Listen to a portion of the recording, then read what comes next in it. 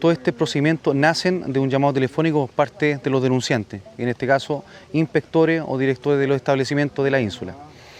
Carabineros concurre al lugar, se entrevista con el denunciante en este caso y se realiza la denuncia al Ministerio Público. Como diligencia realizamos sets fotográficos para que se adjunte todo en esta pieza investigativa. Y como aparte nosotros informamos obviamente al mando de la repartición, que en este caso es la Prefectura de Valparaíso. Como curso de acción tenemos ciertas reuniones con los directores, las cuales hemos realizado visitas en distintos horarios a los establecimientos para preguntarles cómo están, qué necesitan, si tienen el número del cuadrante, un número de la unidad, para trabajar en la eventualidad de forma lo más rápido posible y poder denunciar estos hechos. El llamado a la comunidad es que no es un juego, obviamente no es algo que es simpático, por decirlo, sino que lo que se busca es primero la seriedad en estos procesos investigativos, el llamado a no hacerlo, por favor, para efectos de que no tener este tipo de denuncias que pueden ser a lo mejor de carácter mucho más grave. Para poder entender un poco este fenómeno, este reto viral de TikTok, estamos con Domingo Izquierdo, psicólogo, que nos pueda comentar un poco a qué se puede deber este rayados que están realizando en los colegios a nivel nacional y que también hoy día se está repitiendo acá en Rapa Nui. Ajá. Bueno, el tema de los retos virales que ocurren a través de las redes sociales, en TikTok o en otras redes, tienen que ver, para lo que estamos hablando, tienen que ver con retos que los jóvenes asumen como un modo de asumir y de expresar su propia identidad, ¿no? Como en tanto pertenecientes a un cierto grupo, ¿no? Y por lo tanto el hecho de seguir o de lograr lo que el desafío les propone, ellos lo viven como parte de ser un miembro más o otra persona más, parte de ese grupo al que quieren aspirar a ser, ¿no? Y por lo tanto de esa manera se genera esta idea de una cohesión, esta idea de ser parte de una comunidad, ¿sí? Y por tratar de ser parte de una comunidad, de repente olvidan de que están realizando una amenaza, que no es una broma, como Ajá. muchos de los niños lo entienden, esto no es una broma. Claro, claro.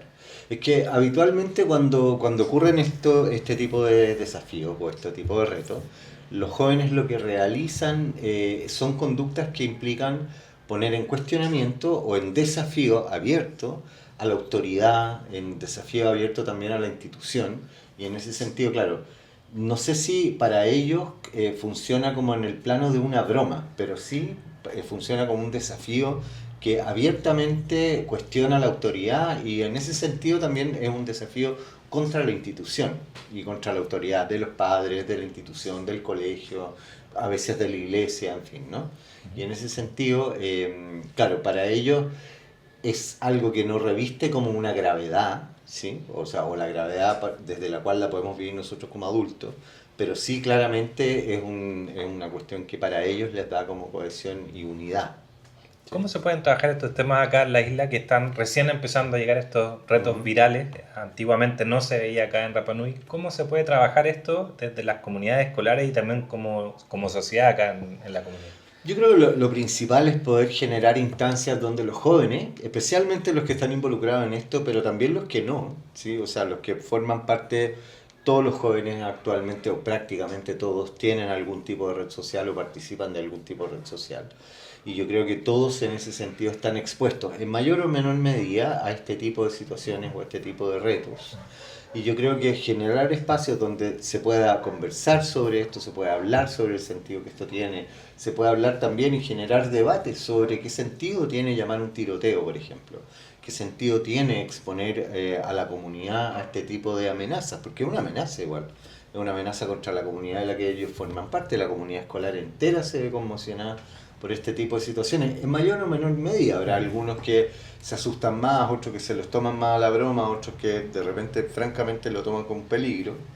Pero desde esa perspectiva yo creo que es importante generar canales donde esto se pueda expresar, donde esto se pueda hablar, donde ojalá la comunidad entera participe, ¿no? Estoy pensando en las comunidades escolares especialmente. Hoy día no existen mucho estas instancias como para conversar de estos Muy temas. pocas, claro. Efectivamente existen muy pocas. Lo que existe es como ciertas medidas que a veces son más bien medidas punitivas, ¿no? Como esta idea como no se puede usar celular o no se debe usar celular en tales o cuales espacios, pero no se genera suficiente, creo yo, aún cultura de generar espacios de encuentro, de conversación más suelta, más abierta y menos como adecuada a estas estructuras más como lo que está bien, lo que está mal, lo que se debe hacer y lo que no, ¿no? Yo creo que eso falta. ¿Qué mensaje le podrías dar a la comunidad? Sobre todo a los papás que estaban muy preocupados por este tema, se conversa mucho entre los mismos apoderados, pero nosotros no tenemos como apoderados las herramientas, como tienes tú como psicólogo. ¿Qué les podrías decir en estos casos? ¿Cómo tratar este tema con su hijo? Más allá de retarlo, al que rayó y todo, pero a los compañeros. ¿Qué se les podría...? Sí, yo creo que lo principal en esto, en este tipo de situaciones es tener una actitud de atención, de estar atento, de estar vigilante, de estar como efectivamente como con las antenas paradas respecto de qué es lo que están viendo nuestros hijos, qué tipo de mensajes están recibiendo, generar espacios de conversación también al interior de la casa respecto a esto, ¿no? Como qué es lo que opinan, qué les parece, esta idea del tiroteo, por ejemplo, como de dónde viene, será simplemente como copiar una cuestión que ellos sienten como de cultura más bien gringa, más bien de Estados Unidos, no como intentar como asimilarse, qué impresión tienen respecto a eso. Y yo diría, en vez de asustarse, estar eso, como lo más participativo, lo más atento posible, ¿no? Y creo que también otra cosa que es bien relevante es en vez de nosotros como adultos reaccionar así como bajo esta figura como media como andar vigilante y andar como revisándole o qué sé yo.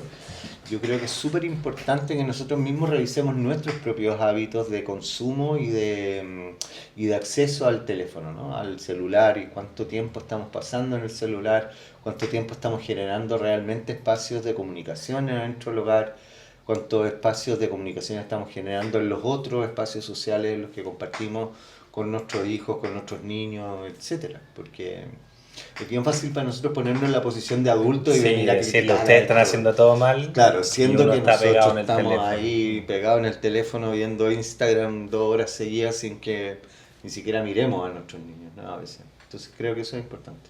Muchas gracias, Domingo, por tu tiempo. Que Vale, estés muy bien. a ti, Felipe.